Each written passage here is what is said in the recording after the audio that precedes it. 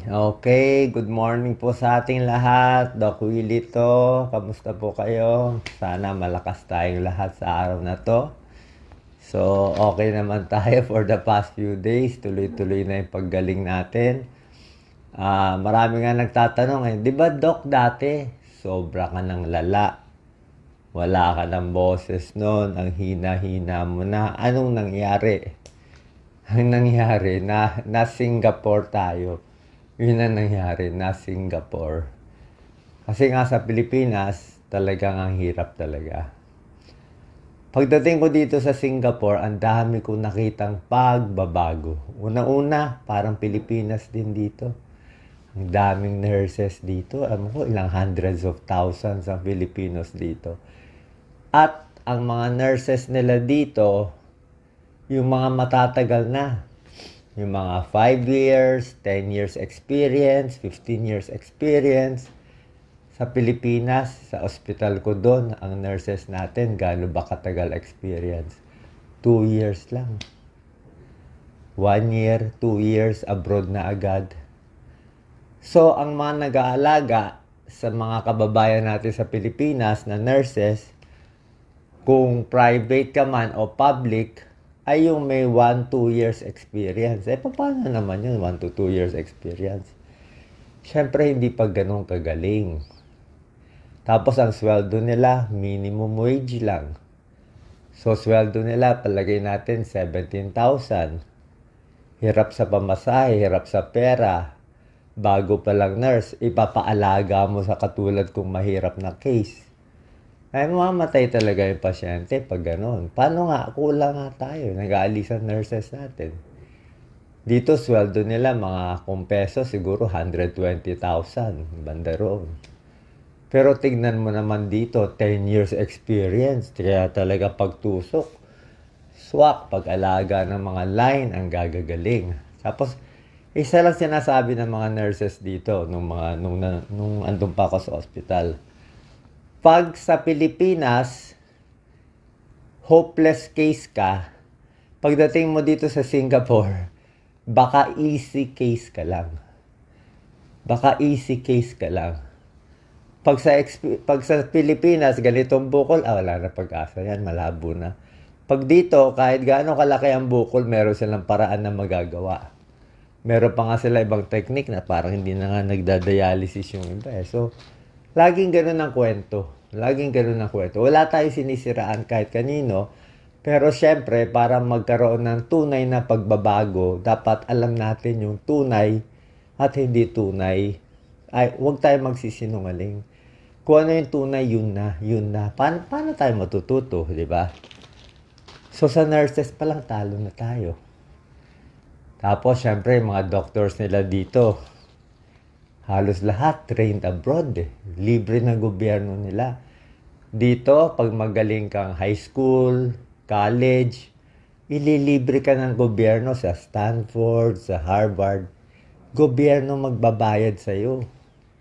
Ang kailangan mo lang mataas grade mo, libre ka na, relax ka na. Pag magaling ka, babalik ka dito sa Singapore, kaya pinagkakaguluhan dito. Kaya ang daming Pilipino dito. Dami dito. Tapos yung gamot, ang gamot nila, ang cute nga ganito. Tayo sa Pilipinas, bukod sa walang gamot, majority ng mga gamot ko wala po sa Pilipinas. Siguro, sa mga 10 ini-injection sa akin, baka 4 lang ang meron. Yung 5, hindi available. Bakit? Pilipinas, maliit na bansa. Mahirap na bansa, maliit pa. Bakit maglalagay yung mga magagandang gamot doon? Wala rin naman bibili. Siyempre, ilalagay ng mga drug company magagandang gamot nila sa Singapore, sa Hong Kong, yung mga mayayamang bansa na kaya bumili. Diba? Let's say may produkto ka. Doon nilalagay sa magagandang lugar, doon sa mga malls. So, parang gano'n. Kaya sa Pilipinas, yun ang problema. Kahit magaling doctors natin, wala rin gamot na panlaban.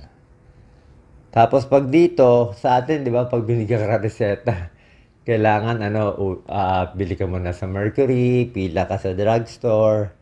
Dito, sila na magbibigay, nakabigay na Naka-label na, ganyan Pag alis mo, bigay na agad lahat sa'yo. Para kang baby. Ito. Lahat nakabigay na, nakapack na, nakapangalan mo na. Kaya kompleto lahat eh. Actually, hindi ko na iniinom to lahat eh. Dati lahat to iniinom ko, pero ngayon halos wala na ako iniinom eh. Yung sa liver, di ko na iniinom, okay na liver ko.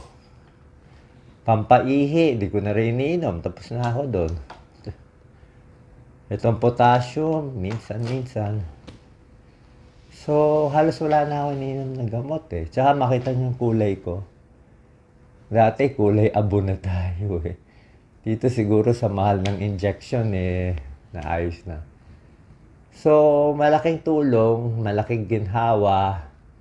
Diba sabi ko sa'yo, 10 out of 10 yung pain ko. Dito halos di ko maramdaman eh. Siguro 1 out of 10 o hindi ko maramdaman. Pero syempre, namaya tayo, kaya nagbi-build up tayo ng lakas natin. Okay? So, maraming cancer survivor. Merong nagsasabi, Doc, ba't mo sinabi mamamatay ka? Tunay naman talaga mamamatay na ako doon. Kahit dito, nung bago ako, nung nag-neutropenic sepsis ako, muntik-muntik. Tingin ko lang God's will eh. God's will mangyari sa akin yon para makita ko yung ganda dito, ma-apply natin sa Philippines. God's will din siguro na gumaling dito. Diba? Pero wala naman 100% sure. Diba? Kasi ako nagulat lang ako eh. Biglang 1 to 2 months ago, biglang sabog eh. Yung sakit. Kaya mahirap magsalita. Hindi natin alam sino magkakasakit. Kaya pray na lang natin bawat isa. So maraming cancer survivors. Diba? Hindi lang naman ako o ibang tao. Huwag natin i-down. May nabasa ako, tatakbo ka pa sa politika, terminally ill. Paano ako naging terminally ill? Anong terminally ill? Ibig sabihin, binibigyan mo ako ng tanning 6 months. Wala ako sinasabing 6 months. Baka pinapanood nyo peke, fake news. Sa page ko, wala naman ako sinasabi. Baka pinapanood nyo yung mga libo-libong vlog na si Doc mamatay na, si Doc may tanning na, si Doc Lisa nasa cemetery niya. Clickbait yun. Lahat naman mga tao pinapatay nila dun. Kahit si Enrile, ilang beses na nila pinatay. So, clickbait yun. Inuuto ka ng mga ibang vlogger. Huwag maniwala. So, hindi maganda tawaging terminally ill. Lalo na tulad ko. Kasi, alangan man pumunta ka dun sa isang ward na puro may cancer. Sasabi mo, lahat kayong mamatay. Walang ganun.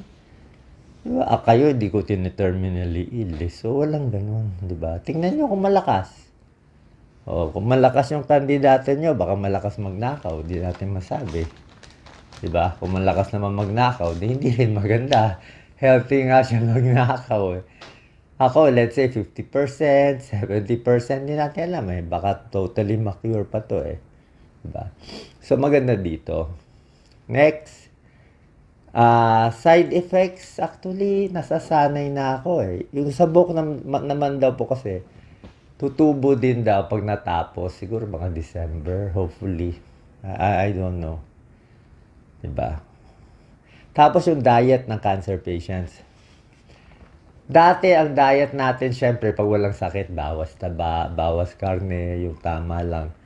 Pero pag cancer patients, ang turo sa akin ng doktor ko, ni Dr. Ang Peng Tiam, kumain daw ng kumain. Hindi pwede yung normal kain na kanin, ulam, gulay, gatas. Hindi pwede ganun. Yung ganong kain, gawin mo 3 doble. Basta kung kaya mo kumain ng doble sa dati mong kinakain. Bakit? Kasi meron ka pa pinapakain na isang isang alien na magulo sa katawan mo. Kasi yung cancer mismo, kumakain din siya ng energy mo. Kinukuha niya yung glucose, kinukuha niya yung pagkain mo, kinukuha niya yung lakas mo. So, dapat, sobrahan mo yung kakainin mo talaga. Tapos, babantayan mo yung timbang mo. Kaya kahit malakas ka kumain, pag yung timbang mo hindi tumataas, kulang ka pa rin. Kaya ako, kain ako ng kain ngayon. Talagang kain. Ang problema sa chemo, side effect, matigas ang dumi. So, kakain, pampalambot ng dumi ko, nandiyan kanina Dufalac, lactulose, fruit juice, pwede. Gulay, pwede. Mas bawas yung kanin, damihan yung ulam, karne. Okay lang, pork chop, sinigang, kung ano gusto mong karne. Wala mo nang bawal ngayon kasi kailangan natin ngayon energy eh. Tsaka sa panlasa mo, kung gusto mo lechon, wala namang problema. Kung ano panlasa mo, kung ano makakain mo. Kasi nagbabago yung panlasa mo, depende sa chemo. So maraming cancer survivors, maraming breast cancer, colon cancer. Huwag natin masyado ida-down yung ibang tao. Okay? Basahin natin ang comment. Ignore the bashers. Oo nga eh, hayaan mo sila. Yun, bashers. Ba't ko daw sinabi? Actually, sinabi ko, tunay naman eh. Nakaka-stress naman ng basher. Wala naman problema eh. Pero maganda nga, nakita ko gano'n. Ngayon, alam na natin yung pala yung cause. So, hindi na natin papansin eh. Di ba? Dati pinapansin pa natin eh. Kasi matigas talaga ulo nila. Kahit anong gawin mo. Kahit anong gawin mo, wala kang panalo sa kanila eh. Kasi medyo nalilito pa sila. Sabi nga ni Jesus eh, please pray for them. Okay? Thank you so much sa lahat ng prayers nyo. Parang lumiliit na yung bukol. Tsaka, makikita mo yung may sakit sa kulay. Noon na madilaw ako eh. So, wala na ako. Mas kamay ko. Although may signs ng chemo siya. May chemo signs sa dulo. Kasi matatapang yung gamot dito. Grabe. Okay? So, salamat po sa prayer. Salamat sa lahat. Ang goal natin, bakit ba tatakbo? Hindi nyo narinig yung sinabi ni Doc Lisa kahapon doon sa interview ko sa 1PH eh. Sabi ni Doc Lisa, yang si Doc Willie, matigas ulo niyan. Sabi ni Doc Lisa, yan si Doc Willie, mas mahal pa niya ang bayan kaysa sa pamilya niya. Which is true. My God. Mas mahal pa niya yung bayan kaysa sa pamilya niya. Pamilya niya nahihirapan. Pamilya niya ayaw siya patakbuhin. Pamilya niya ayaw siya ipaalam yung sakit. Pero wala akong paki. Ako papaalam ko 100% tunay. Maraming politiko tinago ang sakit. Kahit si Senator Miriam nung may sakit, tinago rin niya nung una eh. Siguro yan ang turo. Ipakita malakas. Ipakita magaling. Ayaw ko ng peke. Pag malakas, mahina. Noon mahina ako, pero ngayon malakas ako. Bukas, hindi ko alam. Baka malakas ako. O baka yung basher na humina. Baka yung basher na magkasakit ng malala. Hindi natin alam eh. We don't know what life is for. Eh. Pero feeling ko kasi God's will to eh.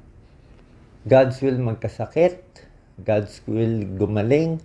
God's will bumait ang mga tao. Yun naman ang purpose natin eh. Para magkaroon tayo ng konting excitement, konting pagdarasal dito sa Pilipinas.